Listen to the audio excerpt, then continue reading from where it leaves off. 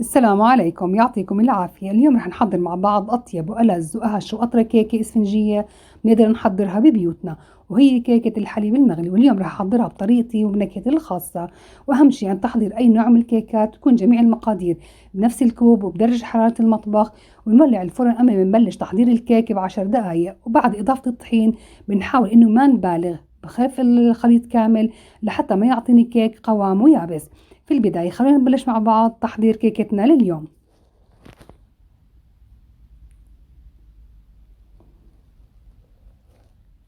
عندي هون مقادير الجافة. عندي كوبين من الطحين متعدد الاستعمالات، نخلتهم ونزلت عليهم معلقة كبيرة من البيكنج باودر، بخلطهم مع بعض بخليهم على جنب لوقت الاستعمال.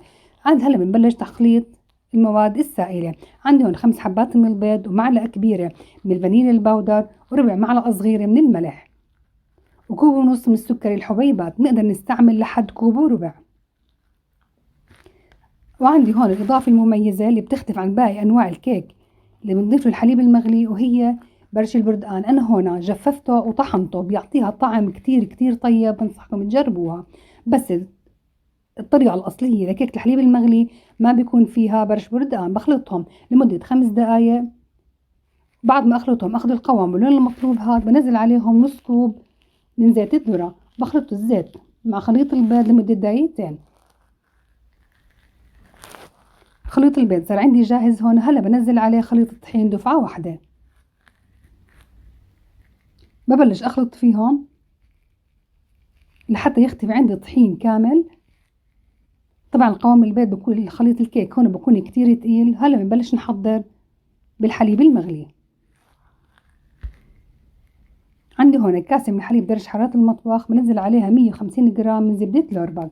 طبعا الزبدة برضو عندي هون درجة حرارة المطبخ. بحركهم مع بعض كتير كويس، بحطهم على النار لحتى يغلوا. عندي الحليب هون غلي. هلا بضيف على خليط الكيك دفعة واحدة، ببلش أحركه بهدوء.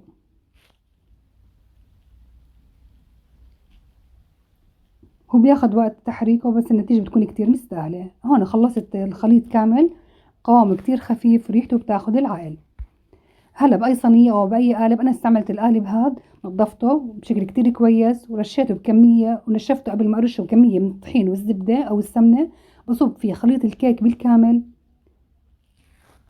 وهلا بعود خشبي مع الحركات دائرية لحتى أفضي الخليط من الفقاعات الهوائية الموجودة فيه. وبعد ما يستوي يكون كله بنفس الارتفاع. وهلا بدخله على فرن محمى على درجة حرارة 180 لمدة ساعة إلا ربع.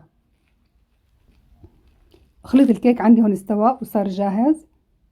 ما شاء الله، لونه طعمه ريحته بجد بياخد العقل، والنتيجة جدا جدا رائعة ومرضية. بتكون هاي أطيب وألذ كيكة حضرناها مع بعض، بنقدر نقدمها مع الشاي، بجد ضيافة ولا أروع.